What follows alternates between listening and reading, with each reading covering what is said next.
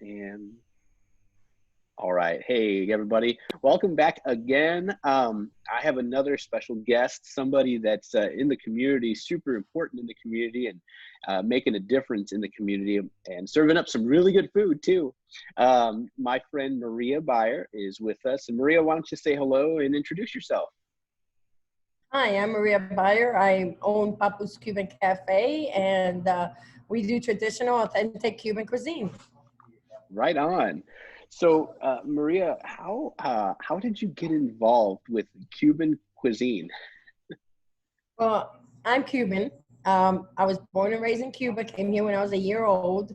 My parents and my grandparents were from Spain, and they settled in Cuba. And anyway, we were brought here before Castro, and yeah, so I was always around Cuban and Italian food growing up in New York. So I learned how to Oh, cook both. wow. Wow, that's so cool. So was cooking and culinary arts like a passion of yours, maybe from like a young age? Yes, it always was because I was always interested in different cultures. So I had like two little ladies that lived across the street from me. They were 82 and 83. They were Sicily from Italian. I know how to cook traditional Italian from them. And I know how to cook Cuban food from my grandparents. But then I was also friends with some of the top chefs in New York City that kind of took me under their wings. So I kind of learned my way up on cooking all kinds of different food.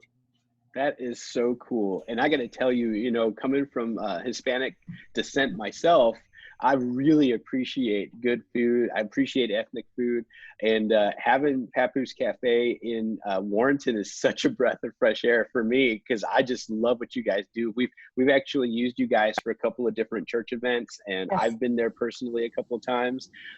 It is hard to beat, especially the pork dish that you guys have, the carnitas. I can't remember what it's called, but oh my goodness, Tapenin. yeah. Tapenin. Oh my gosh, it is so good. What keeps you busy outside of the cafe and outside of cooking? Do you have anything that you like to do outside of that?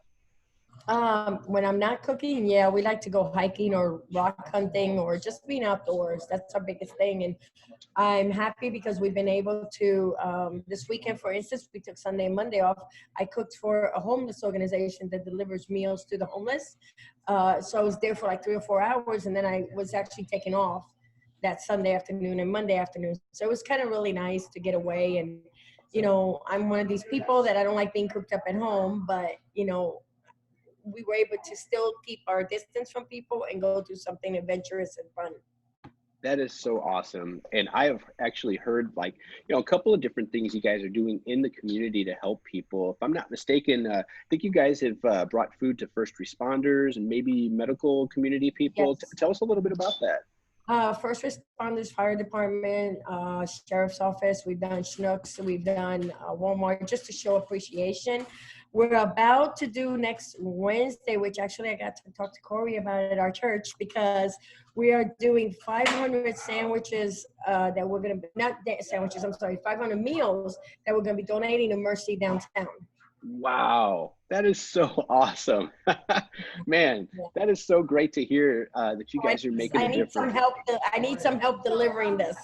All right, So, so there's the call. Hey, we're gonna post this week.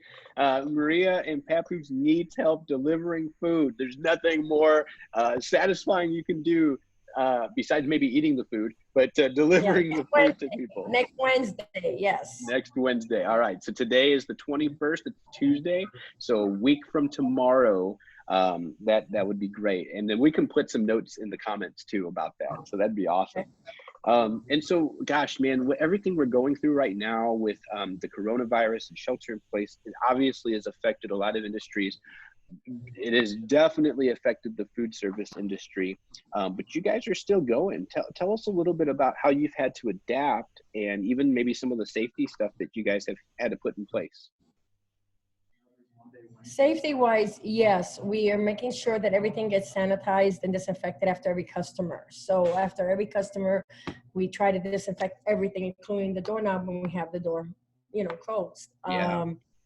Our food preparation as well. We cannot longer do like catering orders. We have to break it down into individual packages to be able to do that, which again, it costs more money on our side.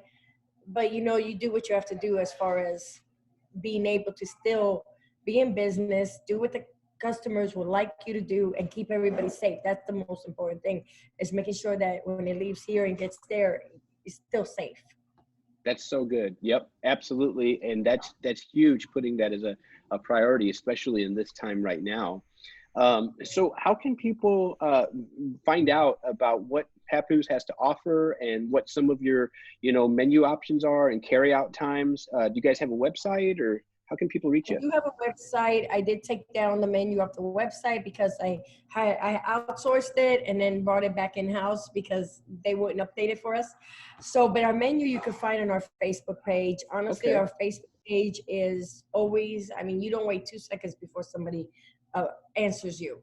So it's pinned to the top. I'm working on some few changes because what people need to know is with the food shortages and stuff that's going on, and the prices going up, I'm really trying to keep my prices where they're at right Yeah. now. But again, like every other restaurant, we might be to that point where we might have to raise them a little bit just to kind of cover our costs. But right now we're okay. But I'm trying to get a clearer menu up on Facebook so you guys make it easier for you to read and see what we have. But it's pinned Right to the on. top of the menu.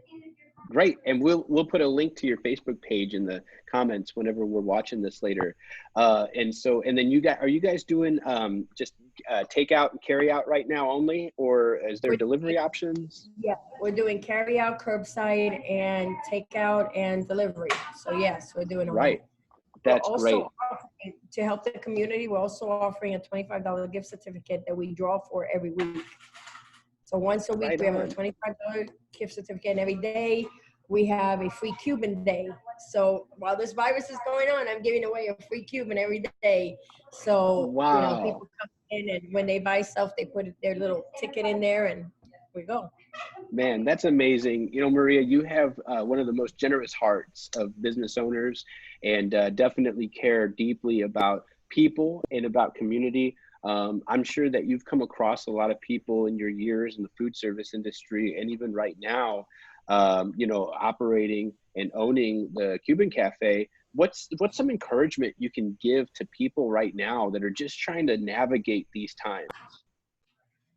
My biggest thing that I wanted to tell people is, you know what? Yes, you should stay home, but at the same time, if you need to get out like me, that's cooped up, go to places where there's not a lot of people, but yet be in nature with your family members that you live with. But just do the best you can as far as that goes. We're in this together. We're going to get through it together. um, family's really important, and I know a lot of us, including ourselves, are missing our external families that we can't go over and visit anymore. But nature gives you peace.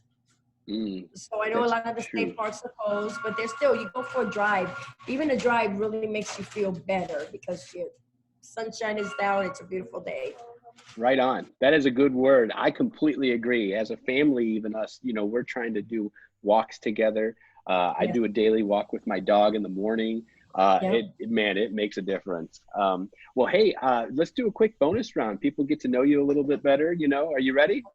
Yes, I'm ready. All right, here we go. Coffee or tea? Well, since you don't have Coke in there, I'm going to go with coffee. Okay. By the way, the cafe con leche at Papoose is on point. It is so good. So just want to put that out there too. Are you an early riser or a night owl? Night out.